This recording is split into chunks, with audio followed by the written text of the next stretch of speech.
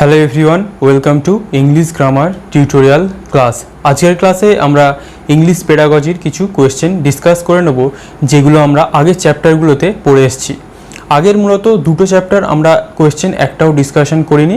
আজকে আমরা আগের চ্যাপ্টার থেকে কয়েকটা কোয়েশ্চেন ডিসকাশন করে নেব। এর আগে আমরা মোটামুটি প্রায় 14 থেকে 15টা ক্লাস করা হয়ে গেছে। তোমরা যারা দেখোনি ওগুলো অবশ্যই দেখে নেবে, তাহলে তোমাদের ইংলিশ পেডাগজি সম্পর্কে অনেক কনফিউশন ক্লিয়ার হয়ে যাবে। মোটামুটি আমাদের আর 3-4টে টপিক বাকি আছে, সেগুলো আমি আস্তে আস্তে তোমাদের প্রোভাইড করে দেবো।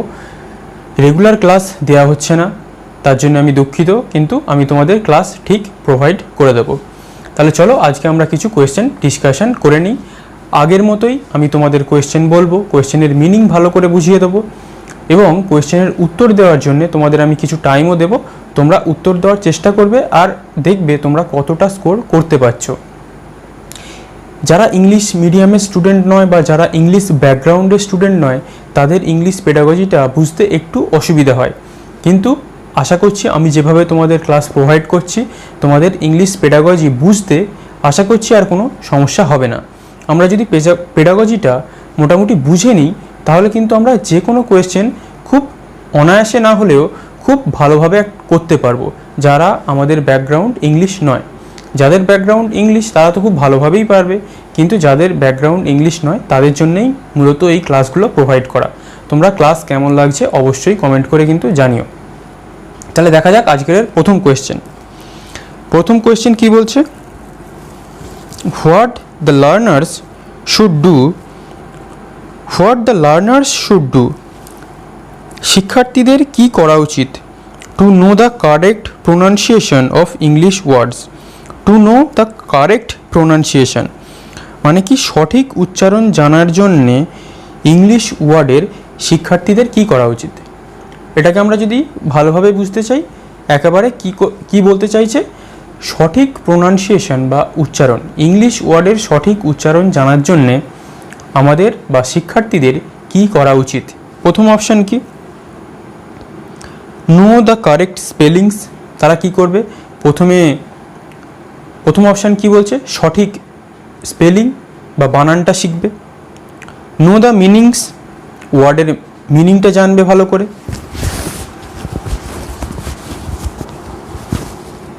Know how to write the words, তারা এটা জানবে যে কীভাবে ওয়ার্ড লিখতে হয়। 4 নম্বর কি? Know the spelling, meaning and right pronunciation, তারা বানান জানবে, মিনিং জানবে এবং সঠিক উচ্চারণ জানবে। তোমাদের কোনটা মনে হচ্ছে সঠিক? 10 সেকেন্ড টাইম পাবে তোমরা।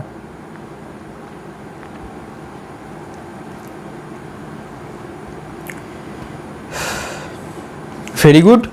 অপশান 4, নো দ্য স্পেলিং, বানান জানবে, মিনিং জানবে অ্যান্ড রাইট প্রোনাউন্সিয়েশন, সঠিক উচ্চারণ জানবে। তারপরের কোয়েশ্চেন আমাদের কি বলছে? Which among the following are known to be primary skills. Which among the following, এর মধ্যে কোনটা আর নোন পরিচিত টু বি প্রাইমারি স্কিলস, এর মধ্যে কোনটা প্রাইমারি স্কিল নামে পরিচিত। প্রথম অপশান দেখা যাক। 1, speaking and reading. Speaking and reading. Second, listening and speaking. Writing and listening. Third, fourth কি? Reading and listening. এটা তোমাদের পারা অবশ্যই উচিত, আমরা কিন্তু শিখেছি।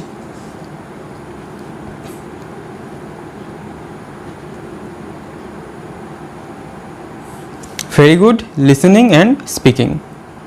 তারপরটা কি বলছে? Which activity allows to recognise and deduce sounds, মানে কি? হুইচ অ্যাক্টিভিটি, এর মধ্যে কোন অ্যাক্টিভিটিটা allows to recognise and deduce sound, মানে শব্দ আমাদের নির্ধারণ করতে এবং রেকগনাইজ করতে সাহায্য করে। যে কোনো শব্দ আমরা সেটা বুঝতে পারছি, রেকগনাইজ করতে পারছি এবং ডিডিউস, সেটাকে নির্ধারণ করতে পারছি। শব্দ, সাউন্ড, এটা কোন অ্যাক্টিভিটির অ্যালাউ করছে? রিডিংয়ের মাধ্যমে, speaking, third listening, fourth writing. তোমরা একটু যদি ডিপলি ভাবো কিন্তু উত্তরটা দিয়ে দেবে। ভাবো, এখানে তোমাদের মনে হতে পারে কিন্তু স্পিকিং, কিন্তু অ্যান্সার স্পিকিং হবে না। কেন হবে না আমি বলে দিচ্ছি। আমাদের তাহলে সঠিক অ্যান্সার কি? তোমরা অনেকেই হয়তো দিতে পেরেছো লিসেনিং। Very good. কারণ যদি আমরা শব্দ বলি তাহলে কিন্তু আমরা শব্দ রেকগনাইজ করতে পারি না।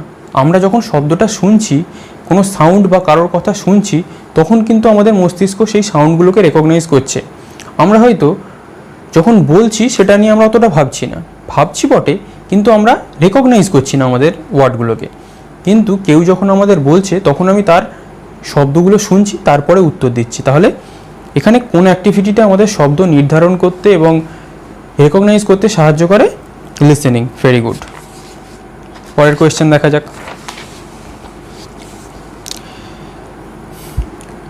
লিসেনিং কম্প্রিহেনশন ইজ এ আমরা যদি কোনো কম্প্রিহেনশন, কেউ পড়ছে, ধরো তুমি শুনছো, এটা কি, এটা কোন স্কিলের আন্ডারে পড়ছে? Productive skill, hearing skill, receptive skill, creative skill? এটা তোমরা অবশ্যই পারবে। ধরো কম্প্রিহেনশনটা বাদ দাও, তোমরা কিছু শুনছো, এটা কোন স্কিল? মনে হতে পারে হেয়ারিং স্কিল, তাই তো? কিন্তু না। Very good. তোমরা যারা আগের ক্লাস ফলো করেছো একদম সঠিক অ্যান্সার দিয়েছো। কি? Very good, receptive skills. তোমরা যদি আগের ক্লাস ফলো করো দেখবে তোমরা অ্যান্সারগুলো করতে পারছো। পরেরটা দেখা যাক। A primary teacher should initially teach through. A primary teacher, একজন primary teacher, should initially teach through, প্রথম দিকে কিভাবে পড়াবেন বা পড়ানো উচিত? ফার্স্ট অপশন কি?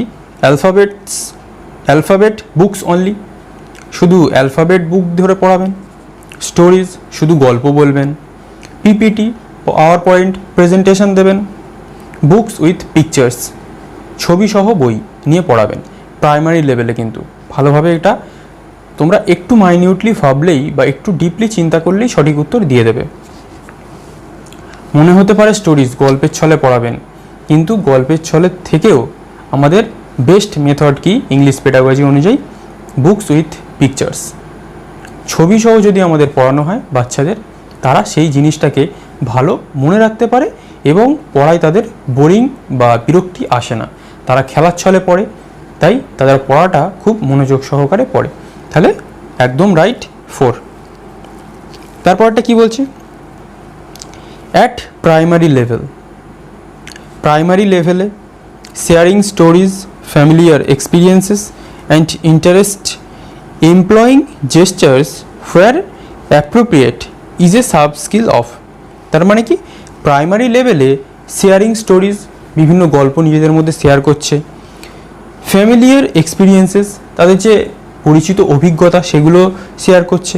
ইন্টারেস্ট, তাদের যে ইন্টারেস্ট সেগুলো। এমপ্লয়িং জেস্টার্স হোয়ার অ্যাপ্রোপ্রিয়েট, এবং তাদের যে জেস্টার, অঙ্গিভঙ্গিগুলো, এই যে কয়েকটা জিনিস আমরা বললাম, এগুলো কোথায় সব থেকে বেশি অ্যাপ্রোপ্রিয়েটলিভাবে ইউজ হয় এবং is a sub skill of, এটা কিসের সাব স্কিল? প্রথম দেখা যাক reading, second listening, third writing, fourth speaking. তোমরা অবশ্যই পারবে এটা। কি তাহলে? Very good, speaking. কেন স্পিকিং? এই যে তুমি গল্প শেয়ার করছো, ফ্যামিলিয়ার এক্সপিরিয়েন্সেস শেয়ার করছো, তোমার ইন্টারেস্ট শেয়ার করছো, বিভিন্ন জেস্টারে করছো, এইগুলো যখন তোমরা নিজেদের মধ্যে কথা বলছো তবেই কিন্তু তোমরা এক্সপিরিয়েন্স শেয়ার করছো। তোমরা যদি কথা না বলো, তোমরা কি তোমাদের নিজেদের এক্সপিরিয়েন্সেস কিছু শেয়ার করতে পারছো? তোমরা নিজেরাই ভেবে দেখো, বাচ্চারাও সেরকম করে থাকে। তাহলে ভেরি গুড, তোমরা ঠিক উত্তর দিয়েছো, স্পিকিং। পরেরটা কি বলছে? লার্নিং টু রিড মিনস, পড়ার জন্য শেখা। লার্নিং টু রিড, পড়ার জন্য শেখা, এর মানেটা কি? Reading allowed, to know the language structure, to know right pronunciation, decoding না মিনিং? প্রথমটার মানে কি? রিডিং অ্যালাউড, তোমরা খুব জোরে জোরে পড়ছো। To know the language structure, ভাষার যে স্ট্রাকচার, যেমন সাবজেক্ট, ভার্ব, অবজেক্ট, এইগুলো জানার জন্য।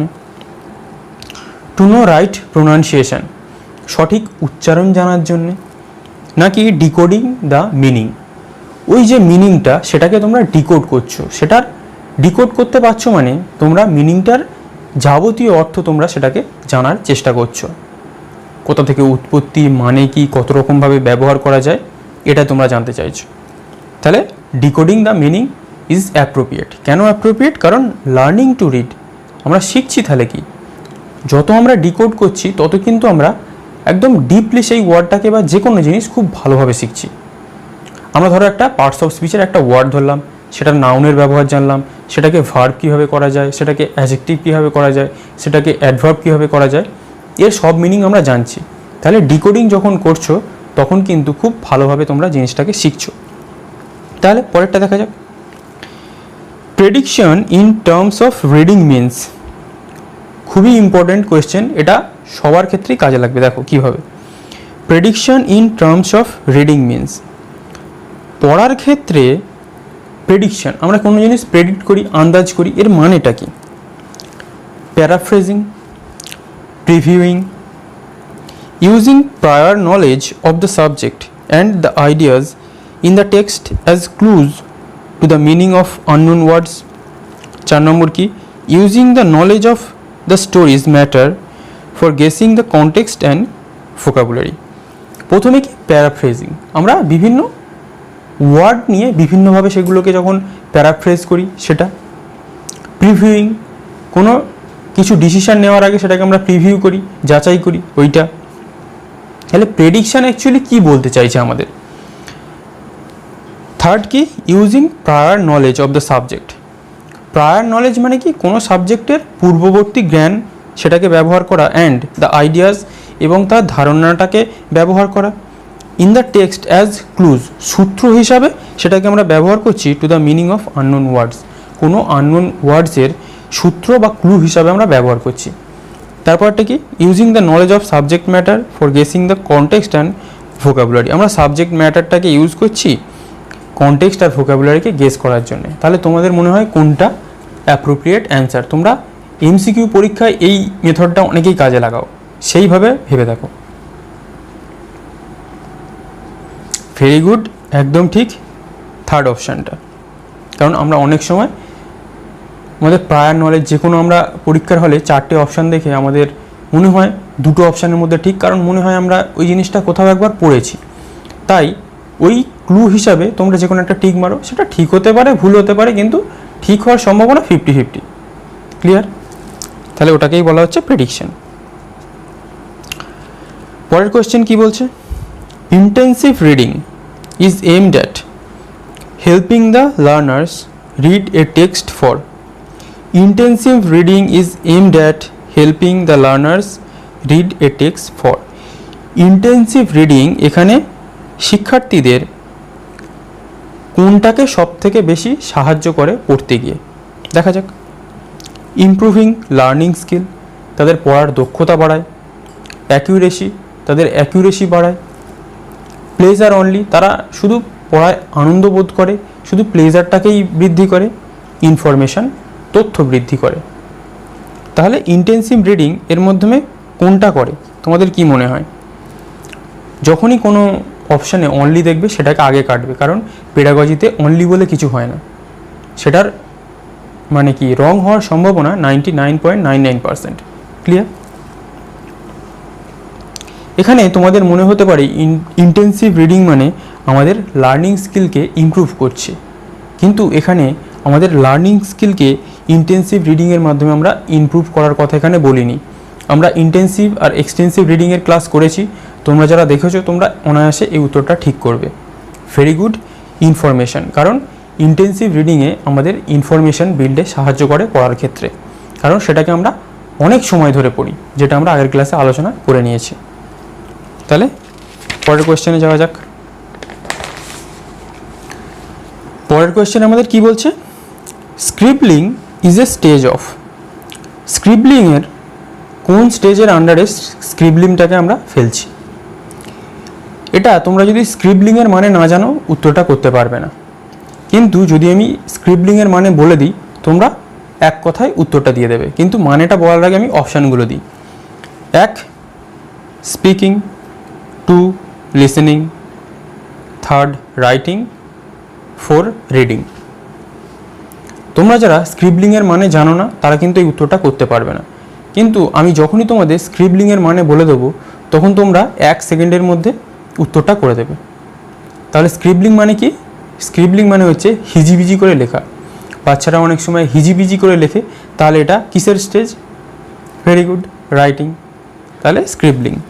স্ক্রিবলিং মানে জেনে রাখো বা নোটও নিয়ে রাখতে পারো, হিজিবিজি করে লেখা। পরেরটা কি বলছে? Conversation develops. Conversation develops, conversation মানে কি? এই তোমার আমাদের কথোপকথন বা তোমার অন্য কারোর সাথে কথোপকথন, এটা কি ডেভেলপ করে? ফার্স্ট, স্টোরি আইডিয়াস, এর মাধ্যমে আমাদের গল্প বলার বা গল্পের আইডিয়া বৃদ্ধি পায়।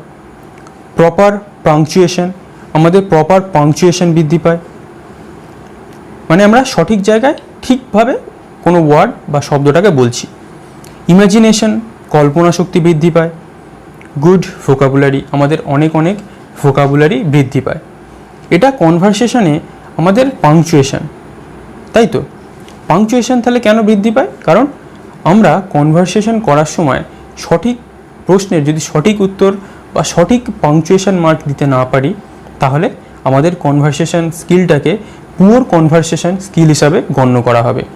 তাই শিক্ষার্থীদেরও যাতে গুড কনভারসেশন স্কিল ডেভেলপ হয়, তাই তাদের কি করা উচিত? তাদের প্রপার পাংচুয়েশন ভালোভাবে শেখানো উচিত, যে কিভাবে আমরা একটা ওয়ার্ড বা একটা সেন্টেন্সকে প্রেজেন্ট করছি অন্যের সামনে। ক্লিয়ার? তাহলে ভেরি গুড। এর পরের কোয়েশ্চেন কি বলছে? Scanning and skimming. Scanning and skimming are related to. Scanning and skimming are related to. Scanning আর স্কিমিং কিসের সাথে জড়িত বা কোন বিষয়ের সাথে রিলেটেড? এটা যারা তোমরা আগের ক্লাস ফলো করেছো, তোমরা 1 সেকেন্ডে উত্তর দিয়ে দেবে। দেখো, first option speaking, second option writing, third option reading, fourth option thinking. Very good. তোমরা যারা আগের ক্লাস দেখেছো, আমার বিশ্বাস তোমরা অবশ্যই উত্তরটা 1 সেকেন্ডের মধ্যে দিতে পেরেছো, কারণ আমরা খুব ভালোভাবে ডিসকাশন করে নিয়েছি স্ক্যানিং আর স্কিমিং। তাহলে আমাদের রাইট অপশান কি? অবশ্যই অপশান থার্ড, রিডিং। তাহলে আজকে মোটামুটি আমাদের এইগুলো কোয়েশ্চেন ছিল, আমরা ডিসকাশন করলাম। এর পরের ক্লাসে আমরা আরও কিছু কোয়েশ্চেন ডিসকাশন করে নেব। তাহলে তোমরা মোটামুটি এগুলো প্র্যাকটিস করতে থাকো।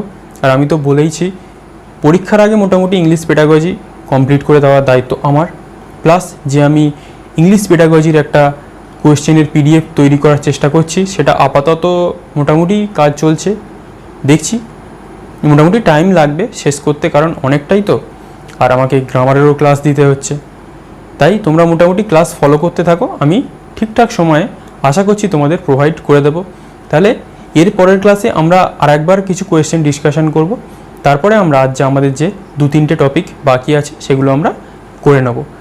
এরপরে মোটামুটি আমাদের একটা আইডিয়া ক্লিয়ার হবে, যাদের ব্যাকগ্রাউন্ড ইংলিশ নয় তাদের খুবই সুবিধা হবে এই ক্লাসের পর থেকে, কারণ আমরা অনেক সময় বইটা পড়ে ঠিক ভালোভাবে বুঝতে পারি না কোন টপিক কি বলতে চাইছে, কিন্তু আমি তোমাদের চেষ্টা করি যাতে খুব সহজে কোনো ব্যাপারটাকে বা কোনো বিষয়কে প্রতিস্থাপন করার বা বোঝানোর। ক্লাস কেমন লাগছে অবশ্যই কমেন্ট করে জানিও। তাহলে আজ এই পর্যন্তই। Thank you for watching.